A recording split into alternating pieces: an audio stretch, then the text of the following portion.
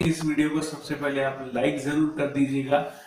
और अगर आपने हमारे चैनल को सब्सक्राइब नहीं किया है तो हमारे चैनल को जरूर सब्सक्राइब कर दीजिएगा, क्योंकि हम इसी तरह के इनोवेटिव आइडिया लाते रहते हैं।